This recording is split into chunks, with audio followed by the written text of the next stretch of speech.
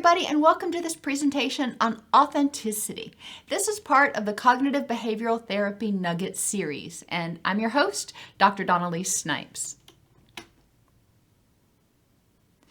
Authenticity really means very basically being true to yourself, being authentic. We often become inauthentic because we're either trying to get other people's approval, we fear being rejected or canceled, or we're just operating on autopilot. We're not being mindful. And when we're not mindful, we don't notice or really realize what we need, so it's hard to be authentic. The first step to becoming more authentic is to develop your self-esteem and let go of the need for other people's approval. When you're inauthentic, when you're being a chameleon, you're trying to be what you think other people want you to be, they're not approving of you. They're only approving of the facade that you're putting forth. So if you want to be accepted for who you are, it's important to learn how to become authentic. And I'll give you two different analogies here. Chocolate chip cookies. This is my favorite because I love chocolate chip cookies. But chocolate chip cookies are made with chocolate, which is very good on its own. Thank you very much. Most of us can eat chocolate just right out of the bag. Sugar cookies, they're very good on their own. Thank you very much. Sugar cookies don't try to be chocolate. Chocolate doesn't try to be a sugar cookie. They recognize, if they were able to think, that they are good on their own. They are valuable, they are lovable, they are yummy as they are. They don't need to be anything for anybody else except for who they are. So thinking of yourself as chocolate chip cookies. Now, when chocolate chip cookies and sugar cookies are put together, they synergize and they make something that is like immensely wonderful. But they don't compromise what they are. The chocolate still remains chocolate and the sugar cookie still remains sugar cookie. Okay? So authenticity means being what you are and recognizing what you bring and how you enhance all of the things that you interact with. Another example comes from Scripture. If you want to look at 1 Corinthians 12 through 27, where Paul is talking about how we are all parts of one body. An eye sees, hands work. The eye wouldn't try to be a hand, and the hand wouldn't try to be an eye. The hand wouldn't try to see. In order for the body to function, it's important that all of the different parts exist. And if we were all made up of just only eyes, not only would that look weird, but we wouldn't be able to do a lot of things. Authenticity means embracing what you are and what you bring and how you are integral to the whole, whether it's the whole of your community, the whole of your family, the whole of your workplace. What is it that you bring and how do you contribute? With authenticity, start by becoming mindful of your thoughts, feelings, and needs, and then act in accordance with them instead of how you think others want you to act. So the first step is becoming mindful. You can't be authentic until you know what your thoughts, wants, and needs are. But once you know what they are, instead of keeping them locked up here in your head, say, okay, now how can I meet those needs? Let me live authentically. Let me share my thoughts and my feelings and do what I need to do to get my needs met. Now that's a radical thought for a lot of people. Explore as you become more mindful. Explore what you truly want and believe. When you start shoulding yourself or thinking this needs to be this way, ask yourself, who says? Is that something that your caregivers taught you? Is that something that your teachers taught you? Is that something that the media taught you? Okay. And if so, wherever it came from, do you believe it? Is this something that you embrace and you hold as true? If it is, great. If it's not, what do you believe instead? As you become more mindful and start realizing what you truly want and believe, you're going to notice that you are different, probably, from the person that you have presented to the public.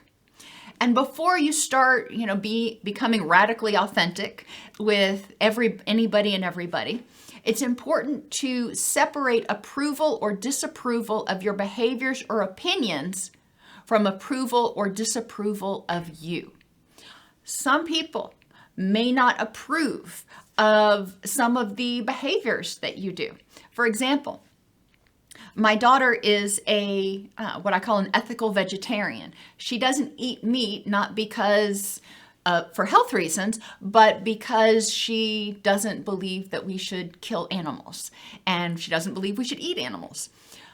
She disagrees with my behaviors of, sometimes eating meat. It doesn't mean that she disapproves of me as a human. She just really doesn't like that behavior. And it's important to separate the difference. You're not always going to share the same opinions. You're not always going to do the same things the same way. And that's okay. Respecting people's right to think, feel, and behave in ways that are authentic to themselves, as long as they don't violate your boundaries, is really important. Explore and address your fears related to being authentic. What would happen if you told your best friend what you actually thought, or you gave your true opinion about something? What are your fears, and what do you need to do so you can feel safe being authentic? Which takes us to the next one. Practice being assertive and sharing with safe others first. Part of being authentic means being assertive. Authenticity means recognizing your thoughts, wants, and needs and communicating them in a way that lets people know what you think, feel, and need. It doesn't violate their boundaries. You're being assertive, but it also lets people know where you stand, so they're not violating your boundaries. It's a very healthy place to be, but it requires assertiveness. And I say share with safe others first. Start low and slow. Share something that's not too personal, not too much of a sensitive topic for you with your best friend or with a family member that you think is safe, that won't react very extremely to your thoughts, wants, and needs. Once you get comfortable doing that and you've started developing a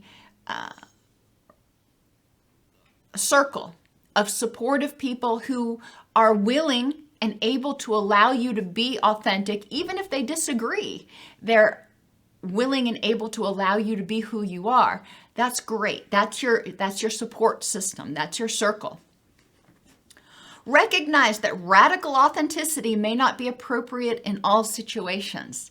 If you're at work, sometimes you may think something or feel a particular way about something, but because it's a work situation, it may not be the appropriate time or place to be radically authentic.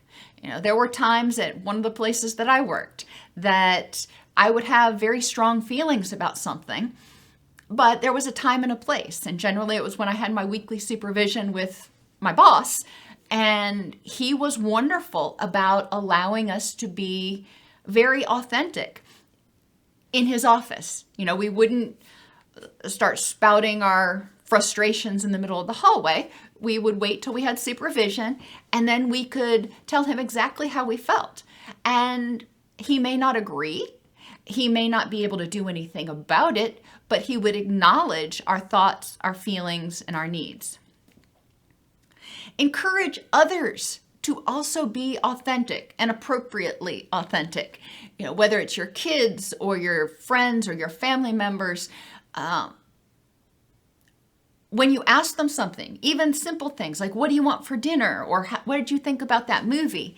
Encourage authenticity so they can get used to being open to sharing their thoughts, wants, and needs in a safe environment. As you become more mindful, you'll become more aware of your thoughts, wants, and needs. Authenticity means moving from just being aware of those things to actually acting in a way that's true to yourself, being responsive. Being authentic can be very scary at first, and it's often not advisable to suddenly start practicing radical authenticity and just bearing your thoughts, wants, and needs to everybody. That is really not advisable because it does make you very vulnerable. Start by developing your self-esteem. So if people get upset about your opinions, for example, that their rejection of your opinion is not devastating to you. And you start separating rejection of your opinion from rejection of you, because you're a person. Your opinion is something out here.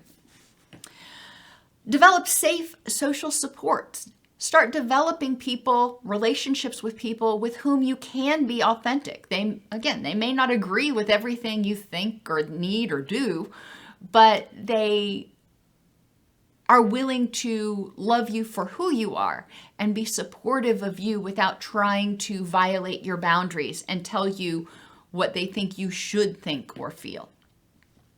Start slowly, because being authentic can also make you feel and be a lot more vulnerable. So dip your toe in.